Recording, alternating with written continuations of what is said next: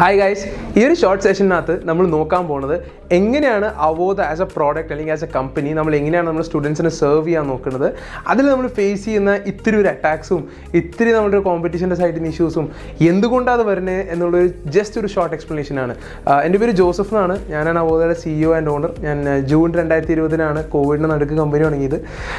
കർത്താവായ യേശു ക്രിസ്തുവിന്റെ കൃപ അറിഞ്ഞുകൊണ്ട് ഇന്ന് നമ്മൾ ഓൾ ഇന്ത്യ ലെവൽ കമ്പനിയായി ബാംഗ്ലൂർ, ചെന്നൈ, ഡൽഹി, മുംബൈ, ഹൈദരാബാദ്, കൊച്ചിൻ, ട്രിവാൻഡ്രം, ടെക്നോ പാർക്ക്, ഇൻഫോ പാർക്ക് എല്ലാ സ്ഥലത്തും നമുക്ക് ഓഫീസുകളായിട്ടുണ്ട്. More than 1 lakh paid users എന്നുള്ള മൈൽ സ്റ്റോൺ നമുക്ക് ക്രോസ് ചെയ്യാൻ പറ്റിയിട്ടുണ്ട്.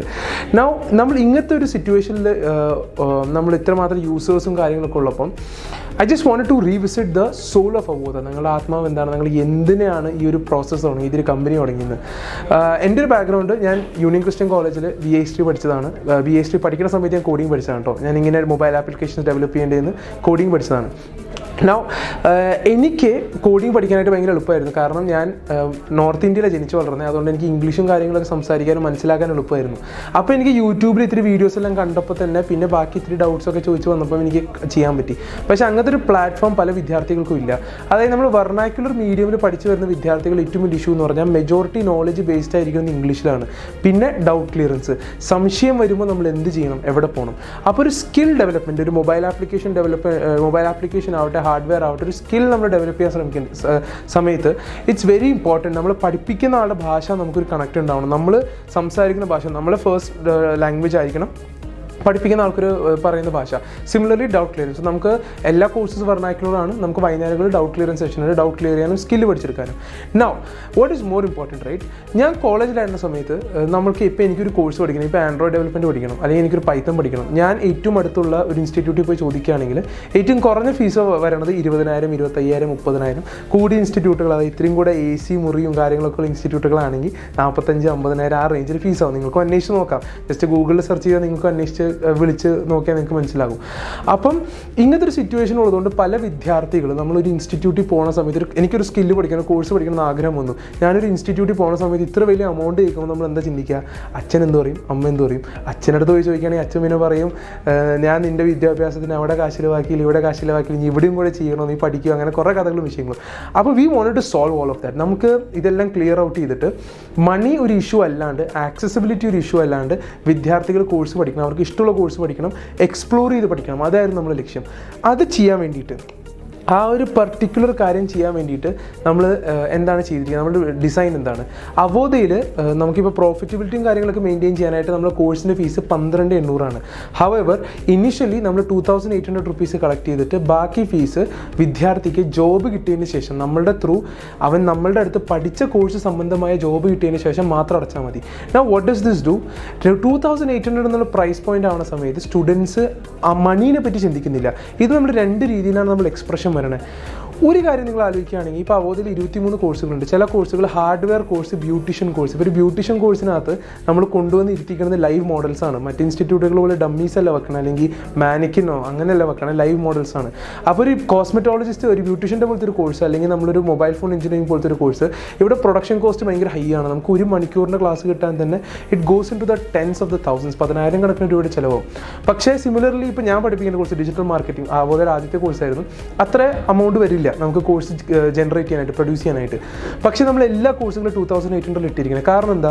ഇനിയിപ്പോൾ എൻ്റെ പാഷൻ മൊബൈൽ ഫോൺ എഞ്ചിനീയറിംഗ് പഠിക്കാനാണ്. ഞാൻ അവോധയിൽ വന്നിട്ട് ഞാൻ നോക്കുകയാണെങ്കിൽ ഡിജിറ്റൽ മാർക്കറ്റിംഗിന് റേറ്റ് കുറവാണ്, മൊബൈൽ ഫോൺ എഞ്ചിനീയറിംഗിന് റേറ്റ് കൂടുതലാണ്. ഓട്ടോമാറ്റിക്കലി ഞാൻ കാശ് കുറവുള്ള കോഴ്സിലേക്ക് എനിക്ക് കൂടുതൽ ശ്രദ്ധ. അപ്പോൾ ഇതെല്ലാം മാറ്റി വെച്ചിട്ട്, കാശ് ഒരു പ്രശ്നമേ ആയിരിക്കരുത്. വിദ്യാർത്ഥിയുടെ പാഷൻ, നിങ്ങളുടെ പാഷൻ എന്താണ് നിങ്ങൾ ആലോചിച്ചിട്ട് നിങ്ങളത് പഠിക്കാൻ വേണ്ടിയുള്ളൊരു സിസ്റ്റം ഉണ്ടാക്കണം നമ്മൾ നോക്കിയേ.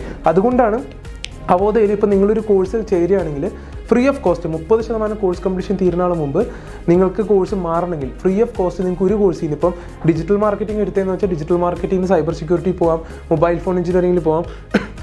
നമുക്ക് നമ്മുടെ ഈ 23 കോഴ്സുകളിലുള്ള ഏതെങ്കിലും ഒരു കോഴ്സിൽ നമുക്ക് പോകാൻ പറ്റും. So it is a way to find your passion.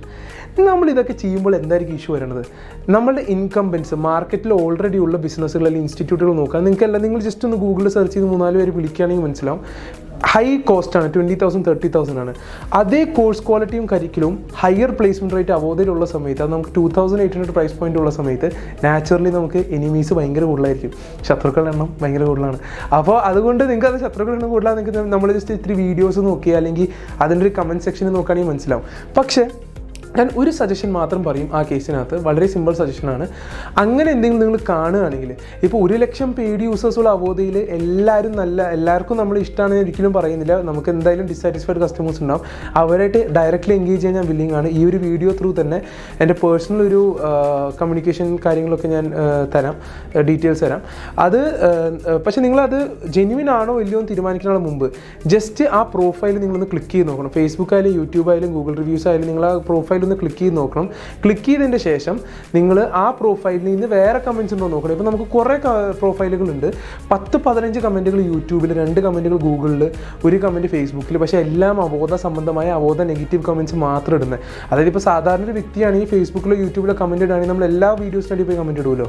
പക്ഷേ അവോധയ്ക്ക് നെഗറ്റീവ് കമൻറ്റ് മാത്രം പറയാനായിട്ടൊരു 15 പ്രൊഫൈലുകൾ. അതിൻ്റെ യൂസർ നെയിം നമ്മൾ നോക്കുകയാണെങ്കിൽ ഹാക്കർ കിങ്, ഡെവിൾ കില്ലർ, അങ്ങനത്തെ കുറേ, കില്ലർ ഈസ് വേൾഡ്, അങ്ങനെയൊക്കെ പറയുന്ന കുറേ യൂസർ നെയിംസ്. അപ്പോൾ ഇതൊക്കെ നിങ്ങൾ നോക്കുക. സാധാരണ ഫേക്ക് പ്രൊഫൈൽ എങ്ങനെയാണ് നമ്മൾ ഐഡൻറ്റിഫൈ ചെയ്യുക? യൂസർ നെയിം ട്രൂ അല്ല, കറക്റ്റ് യൂസർ നെയിം അല്ല, നമ്മുടെ പേരല്ലെങ്കിൽ അതൊരു ഫേക്ക് പ്രൊഫൈൽ ആവാൻ സാധ്യത. കമൻറ്റുകൾ നോക്കുമ്പം ആക്ടിവിറ്റി, ഒരു ബ്രാൻഡിന് ചുറ്റും മാത്രം ആക്ടിവിറ്റി ആണെങ്കിലും അതൊരു ഫേക്ക് പ്രൊഫൈൽ ആവാനാണ് സാധ്യത. പ്രൊഫൈൽ പിക്ചർ, ഫേസ്ബുക്കിൽ പോകുകയാണെങ്കിൽ യൂട്യൂബിൽ പോകുകയാണെങ്കിൽ പ്രൊഫൈൽ പിക്ചറുകൾ നോക്കിയാൽ നമുക്ക് ഏകദേശം മനസ്സിലാവും. അവൻ്റെ ഒരു ടൈം ലൈൻ നോക്കി നമുക്ക് ഏകദേശം മനസ്സിലാവും. അപ്പോൾ നിങ്ങൾ ഇങ്ങനത്തെ റിസർച്ച് ചെയ്യുക, എന്നിട്ട് മാത്രം നിങ്ങൾ ആ റിവ്യൂവിനെ വിശ്വസിക്കുക പ്ലീസ്. എന്നിട്ട് പക്ഷേ ഇതെല്ലാം ചെയ്തിട്ട് നിങ്ങൾക്കൊരു വ്യക്തി ജെന്യുവിൻ ആണെന്ന് തോന്നുവാണെങ്കിൽ, ഇതെല്ലാം ചെയ്തിട്ട് നിങ്ങൾക്കൊരു വ്യക്തി ജെന്യുവിൻ ആണെന്ന് തോന്നുവാണെങ്കിൽ joseph@george@avodha.com ഇതെൻ്റെ പേഴ്സണൽ മെയിൽ ഐ ഡിയാണ്. കമ്പനിനകത്ത് professional professional mail ID company ആവശ്യങ്ങൾക്ക് വേണ്ടി ഉപയോഗിക്കണം. ജസ്റ്റ് എൻ്റെ മെയിൽ തരാം, അതിനൊരു സ്ക്രീൻഷോട്ട് എടുത്തിട്ടോ അല്ലെങ്കിൽ ഡീറ്റെയിൽസ് എടുത്തിട്ടോ അതിലേക്കൊരു മെയിൽ അയക്കുകയാണെങ്കിൽ ഐ വിൽ പേഴ്സണലി, ഞാൻ Avodha CEO I will personally engage with that person. ആ വ്യക്തിയായിട്ട് പേഴ്സണലി എൻഗേജ് ചെയ്തിട്ട് നമ്മൾ ഇഷ്യൂ റെക്ടിഫൈ ചെയ്യാൻ നോക്കും. Alright guys, stay safe and stay alert online. Okay, so thank U.